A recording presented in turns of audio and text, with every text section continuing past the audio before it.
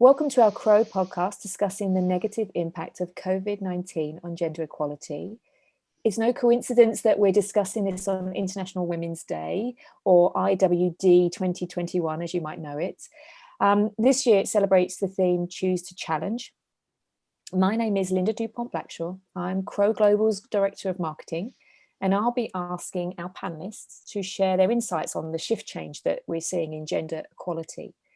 I'm delighted to be joined here today by three active and influential diversity ambassadors from Crowe: Loretta Calero from Spain, Susan Hodgkinson from Canada, and Rebecca Durrant from the UK. Welcome everyone, and thank you for making the time to contribute to this topic. Hi. Hi. Thank you, Lynda. Hello, everyone. Hi.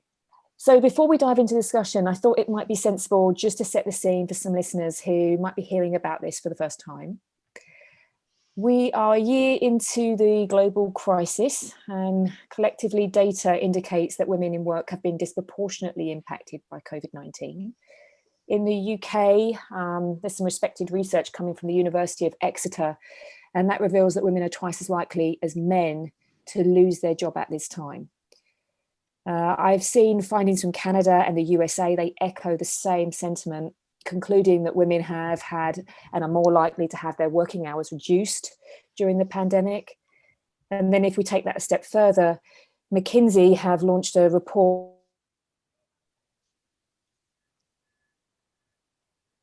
of the global workforce, but they account for over half the job losses that we have seen worldwide. One key contributor to the regression is the higher likelihood for women to be the primary person responsible for family and home care. Unfortunately, that's a stark reality for the gender equality movement at the moment, which has made significant gains over the last decade. It's a real setback for organisations on all levels, but we know also this is on a financial level. Our own Art of Smart Thought Leadership research showed a positive correlation between diverse leadership and profitability across the world.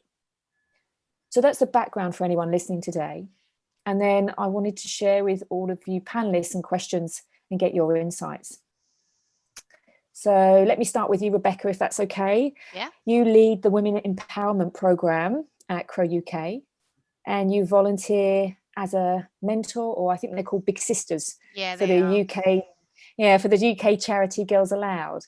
So given your experience, how do you think this setback in gender equality will impact a woman's choice of career or maybe their job? But I think it's going to have a huge impact. I think what we do what the aim of the Women's Empowerment Programme is it's about equality. That's, it's all about having equal representation and equal opportunity for people, whatever their gender or background, to succeed within what they do. But in order for us to do that, we need more diversity at leadership level, so more women round the table with a voice to help this. What we're seeing, I think, as part of the COVID problem is that some of these female leaders that have worked really hard to get to where they are have now got those additional challenges of caregiving responsibilities, whether that's children, homeschooling, or in a lot of cases also looking after parents that have been isolating, and sometimes both. And that kind of lion's share of that work has had a huge impact on what they're able to do in the workplace as well. So and what that then does is start to put pressure on them in terms of the time that they've got.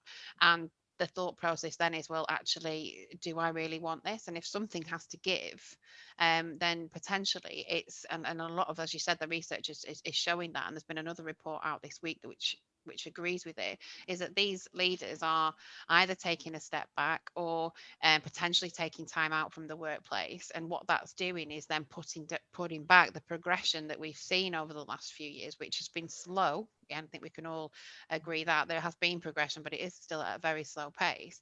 It is putting it back quite a bit. The figures that I've seen today showed that we're going back to levels at 2017, but in other studies, I think the Women in the Workplace report from McKinsey was actually saying this could put us back by a generation. And I think the impact that has on next generation. So, as you mentioned, some of the girls that I see as coming through into the workplace, they've not got that role model. They won't have that same role model in that representation, you know, that seeing that women have these same opportunities. And I have stolen this phrase from somebody else, but it is, if you can't see it, you can't be it. And if more female leaders are stepping back, then the next generation of women coming through are going to have that same problem that some of us had. Well, you know, clearly we can't have everything because we haven't, and women are not leading in the same way because they've got these caregiving responsibilities to do. So I think it will have a big impact on us, and I think as business leaders we've got to look at ways of making sure we are supporting not just our women, because there are men that are doing this too, but we are supporting those with those other responsibilities so that they are able to remain in those leadership positions within our workplaces. That's a great point you make about having that visibility there. I love that phrasing that you've got. And if there's less people there, there's less of those mentors, less of those influencers. They just can't see it to bring themselves through. So it's a really good point.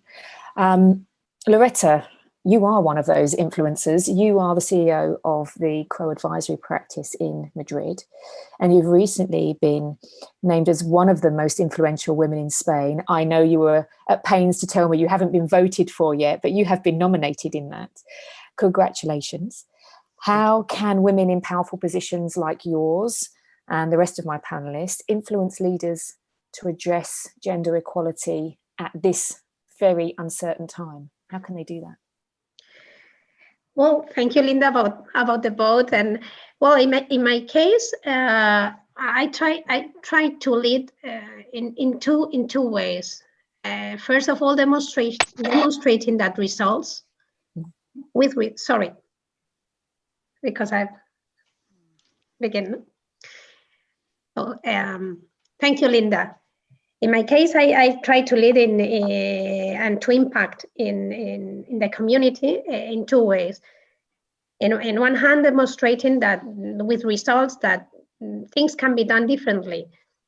I always say that gender equality pays dividends, and we need to demonstrate this with numbers, and numbers are obviously profit, margins, dividends, but there are other qualitative indicators too, such as the impact you generate in the community, on an employee, and the satisfaction, the rotation, and all these kind of indicators. So having these indicators, I think, is the first thing to demonstrate that we can influence, and it's relevant to have women in leadership positions and impact the community. On the other hand, I try to expand the vision in my company of transcending and leading for good in everything we do. Not only looking at the short-term results, but only the long-term run. And I've experienced that giving our teams the space and the projects that the purpose that what they do goes beyond and has a specific purpose, impacts really positively in the community and in their personal lives. Creating these collaborative spaces has become the DNA of our organization, and I think this is what we have to do as leaders, is create the spaces and the places to have a better place to live and work, and as women leaders, I think we have to lead that way. Yeah, I completely agree, and I love what you say about leading by example. I live by that motto, and I also really take your point about it doesn't just have to be in the workplace, the communities and outside of that is a really important place to be, making sure we're leading change. And the words you used, they were leading for good, and I think that's much more encompassing than just making some decisions about inclusion in a workplace. So I think that's really insightful. Thank you. For many leaders, I suspect it's probably very challenging for them to think about prioritizing gender equality at this extraordinary time of uncertainty. I can understand how it may have slipped from their radar, given what they're trying to deal with at the moment. But Susan, in your role as global board member for the International Women's Forum, and given your experience of building a HR consulting practice at Crowe in Toronto, I expect you hear from a range of organisations that are doing some really great work that support women through the pandemic. So I was hoping that you would be able to share some examples of what really good looks like. Yeah, definitely. Thank you, Lynda. I think at the beginning of this pandemic, we heard the expression a lot about sort of let's all pull together because we're all in the same boat. But I think quite quickly we realized that we're actually not all in the same boat. We're all in the same storm, but we're all in very different boats. And many of our boats are much more resilient. Some of us are in dinghies and some of us are in, yachts. And so the issue really is that never has it been more important for organizations to recognize that they need to accommodate the differing needs of their colleagues, that one size fits all in terms of how people work during these circumstances doesn't work.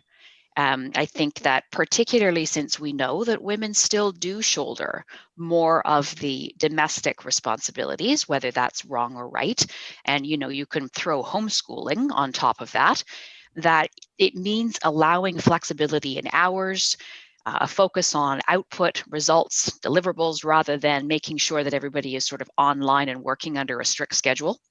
I think both accommodating needs and flexibility requires trust.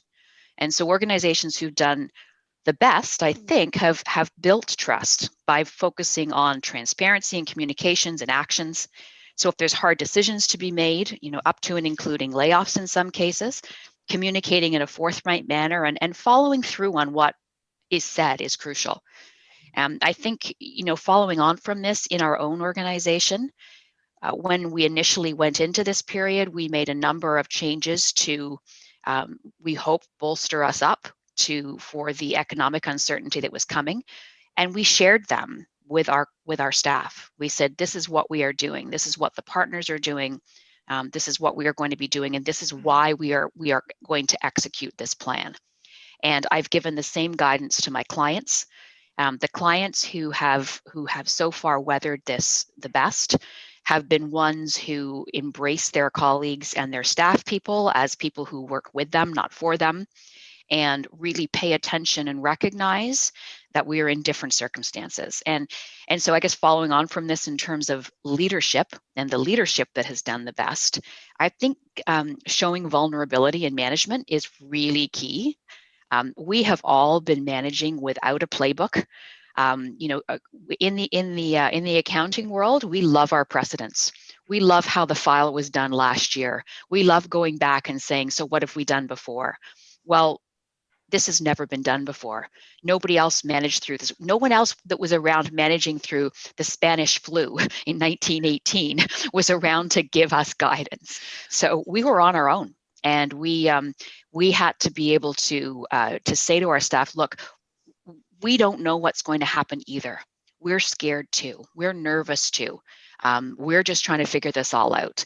And so the whole concept of building trust and that showing that vulnerability, and most importantly, ensuring that you can approach people's work with a sense of flexibility and recognizing that everybody's balancing a whole bunch of stuff all at the same time. Can I just pick up on that point you make about trust, Susan? I think that's really, really important. And I was reading something about this the other week. It's because I think in terms of the agility and flexibility that we've all had to do with throughout the COVID pandemic, because all of a sudden everybody's at home, whether or not leaders liked it or not. You're either working at home or you weren't working at all. We've had to throw people in at the deep end with that kind of, and again, as Loretta said, focusing on output rather than the amount of hours you sat behind your desk. What I was reading was about, the question was, how do you know if you can trust somebody? And I think the answer to that is then you just do it. You just trust them, and then if it goes wrong, then you deal with that. But 9 times out of 10, if you've got decent people in your workforce, which most of us have, then you should be able to do that without any kickback on anything. It should work, and that showing that trust in your people will reap rewards, I guess. Yes, It's I harder agree. for some organizations than others. It's also Yeah. harder for some management styles than others. So I do have a number of clients who are in fairly traditional industries, and the whole concept of if I can't walk by your desk and see you working, I don't Yeah. believe that you are, is still prevalent even in 2021. Or the green light on Skype. Absolutely, that's right. You're not green. You're not You're not green. green. You're obviously not doing anything. Yes, yeah, exactly. It's interesting what you say, and I'll pick up on that myself. But I was speaking to a very good colleague of mine and a friend who works in a very senior position in a business, and said that a lot of the people in her leadership believed that they knew how to deal with this pandemic because everybody in their business has done work from home before. So when they occasionally work from home, it was just an extension of that. And what she said to me, which I thought was very interesting, is that she said it's completely different because we're not working from home. We are working at home. And what she said is, when you think about it like that, it's quite different. Working from home was a choice that we did occasionally when we had a specific job to do that might need a different environment and be away from the office. Working at home is an intrusion into your life every day and your whole family's life. Yeah. And she said it's a much more longer term sustainable situation. And she said that differentiation for some businesses who just thought, we've set them up for work from home, you know, they have a laptop, it's okay. And this was much more than that. And I thought that differentiation was quite important. Absolutely, because you've got blurred lines, haven't you, between what you're doing in the office and what you're doing at home. You know, I'm in an apartment and my home's over there. It's just literally, you know, Right, not even meters away from where I am. No. There are the blurred lines, and the whole. I think when everybody went into it, we didn't expect it to last this long. So whilst people enjoy the flexibility of working at home, when it becomes the norm, you have whole issues around connectivity and isolation and other issues, which I think have a massive impact on people's productivity.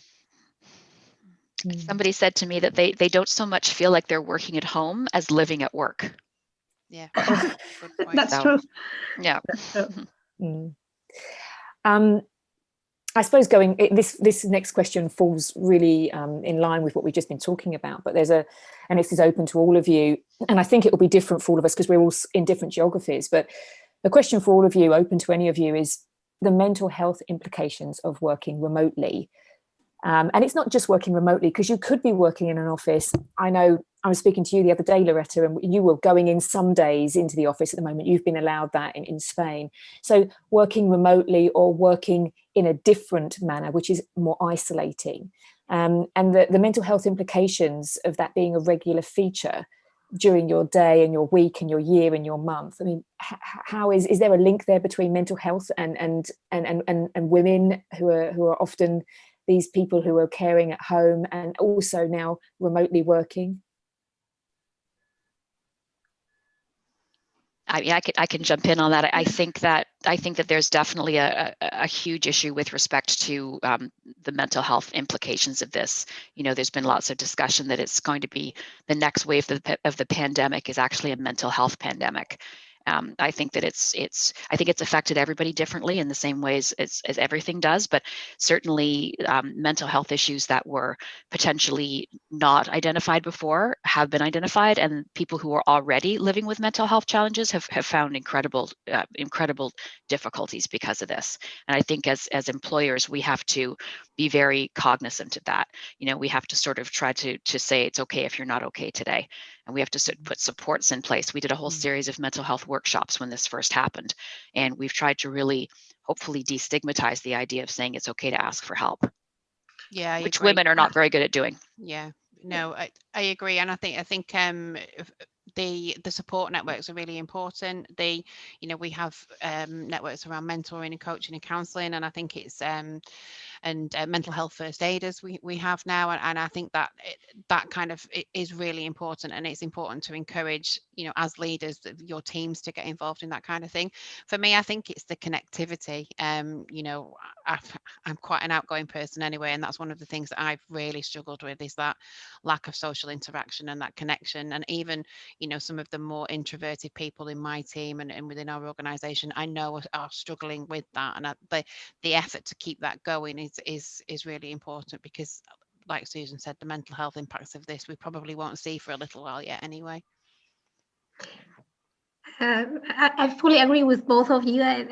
I see this in a different perspective. I think the COVID has accelerated the mental health disorders in the corporations, but I think the working place is need to take care about the mental health, or needed to take care before COVID about the mental health. The thing is that it's a completely accelerator, and I believe that the good thing about COVID is that before the pandemic, talking about emotions, let's say fear, anxiety, anger, sadness, happiness in organizations, what was completely banned. Nobody talked about this. Being emotional could be a stigma, as Susan said, and for an employee. And of course, nobody said that they were under depression or whatever thing that could lead into a mental health disorder, no? And I think this has completely changed, and I think this could be a positive impact of the pandemic, that now bosses are more emotional. You see top management that they have fear, they experience the same things that the rest of the team are experiencing. So I think talking about emotions, bringing this into the top management agenda and addressing these issues, I think it's an important thing that, of course, companies need to address. And obviously, due to the pandemic and working remotely and all these things, they have to do it in a very, very short time because it's more crucial now. But I think at least this is a positive thing, that emotions are on the top of the agenda of the CEOs, and I think emotions are the things and the symptoms of the mental health disorder. So it's a way of addressing these issues. If not, they will still be below the table, and this is not a good thing. I think we have to address this. Yeah, I think you say some great things there, Loretta, and the fact that yes, it should have been in place way before COVID. You're absolutely right, for it to have had a good impact. I would sort of reach to say that I think good workplace mental health practices drive greater gender equality, and I see with those brands and those organizations that have always had that foundation of good support, I see a greater diversity in all ways, mindsets, backgrounds, gender, all of these things. I was also just wondering, when you were all talking, if it's really important for businesses and organizations to recognize the different kind of mental support that might be needed for different kinds of people. And I think women as a group would be different to many other people, I'm not just talking about men, I'm talking about all different kinds of people. If we think about sexuality, if we think about age, if we think about people who are parents and non-parents.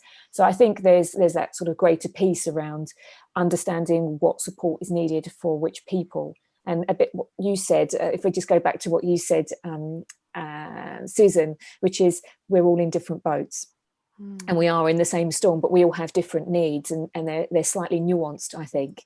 So I'd agree with that, Lynda, because I know some of the, obviously we started at Crowe UK, we started with gender, but we've started to do a lot more work now around LGBTQ plus and BAME, and certainly this year, as everybody's seen, there's been a massive impact for the BAME community with what went on last summer with the George Floyd issue and Black Lives Matter, and the experiences that kind of the people of the BAME community have had within our organisation throughout COVID have been different to those with LGBTQ plus needs and with gender needs, because there is that kind of bringing your whole self to work. If you're not going to work, are you even able to have your whole self at home in some cases? So the mental health issues are different, and I think we do need to recognize that as leaders and support it, which we are trying to do. But there's a lot to do. There's a lot of work to go on in all of these areas, I think. Yes, and if I just pick up on Loretta's other point about that vulnerability at every level, I think that's hugely important. I'm sure he won't mind me saying, but our CEO, David Mellor, was on a call the other day, and he started with, I didn't sleep well last night and I haven't had a great morning. And for me, that was enlightening, because as you all know on this call, I have a small child. We should have. I have a small child. I didn't sleep well either. And it was really great to hear that our CEO was also having some challenges with the situation. And it wasn't just me as a parent at home. And it was really, really important. I think that's a great leveler. And I think understanding that everyone from the top down is struggling in different ways is really important. And for me, that was a nice moment where I felt that it was okay not to be okay all the time. Yeah, I think that's a sign of really good leadership. Exactly like Loretta says, showing that you've got that empathy that you know people at the senior levels are struggling too, because we are, different boat entirely, but we are all struggling in different ways, and to share that, I think, has only got to support and help our people understand that they're not alone and they're not isolated. We do understand. Absolutely. This is the last question I have for you, and I'm hoping we can end on a positive note. Can you see any opportunities for gender equality coming out of this crisis? And I know we've already established that it's been set back, and I know that's well reported, but are there any, and we've just sort of touched on one, which might be about vulnerability and sort of leveling the playing field there a little bit, but can you see any opportunities for gender equality in the sort of whole part coming out in the next, the next year or so? Shall I go first? I think the positives that are coming out of it are that we have proved that we can work more agilely and flexibly. I think there are some people that prior to that might have thought that it wasn't as easy to do as it is. Obviously, it's had its challenges, but I think on the positive side, we've shown that we can work when, how, and whenever we want to, and be as productive as we can be. I think for women, hopefully there is more understanding of kind of what life is like outside of work as well, and to help us embrace some of those challenges, and as employers to kind of help resolve some of those challenges. So I'm hoping that kind of education piece there is a bit better than maybe it was before. And I think certainly the third thing, I guess, from what I've seen, is that we are collaborating a lot more and a lot more widely. So, for example, I can have a conversation, well, we're having a conversation today across the world. I spent a lot of time up and down the country and traveling around the UK in my national role, seeing different people. I don't necessarily need to do that now. And I think certainly from a lifestyle perspective and a connectivity perspective, that's got to be better for everybody, but particularly for women, I think, because we're able to balance that time, balance that life better than maybe we did before. Does anyone want to add to that? Yes, well, I fully agree with you. I think that we have demonstrated that we can work from home, that people can be committed, focused, and obtain the same results than from the office. And this is something that I say that it's, although the figure shows that there has been more gender inequality, but I think it's a step back to gain momentum, because I think things never come back as to their initial positions. I think we have gained this. And in the second thing is that, of course, the women leadership style has demonstrated that has been successful, and there are a lot of examples in governments and women leading this situation, and we have demonstrated that there's a different way of leading, a different role model, and now this consensus building and having this more open and more flexible and inclusive leadership style works, and works for good, which is a good thing. So I think we have demonstrated our community, and in the companies, I think top management has realized that they need to, let's say, be more feminine in their leadership style, because they have realized that this works and they have become more feminine. So I think this is a huge change, and if COVID if we don't have COVID, I think never will, or this will have taken much more time. So I think this is the good outcome of COVID after all. I would agree with what we've all said here. I think that if what we have been through in the last year or so can serve as a spur to action for individuals and companies and larger organizations, I think that will be a great outcome. I was thinking actually, so here in Canada, we have a position called the Chief Medical Officer of Health. So there's a provincial Chief Medical Officer of Health, and there's a national one. So there's 10 provincial ones, and then there's a national one. And I don't have the number exactly correct here, but I think all but 2 of them or 3 of them are women. And so we were watching these women leaders on the TV with their briefings daily, weekly, and really watching them lead with science and strength, but also empathy, and also saying, I'm a mom too. I'm worried about my kids going to school too. And seeing that combination of that strong, smart leadership infused with the empathy and with the connection, I think was a pretty powerful thing for all of us. And I think that's a pretty great takeaway. And I think the other takeaway that I would say, and I think this goes to not just women, but all of us, I think that we've all really learned about the importance of human connection. And I think we won't take it for granted anymore once we get it back, because I don't think we realized how much it meant to us until we didn't have it. Yeah, I can completely see that. Great points, all of you, and I'm really pleased to know there's some good stuff that can come out of this. I have another one to add, and maybe because of my background in marketing, but from a brand perspective, I think that buyers and consumers have shown us over the last year that they are much more aware, and they're much more interested in the brands and organizations' social and community endeavors.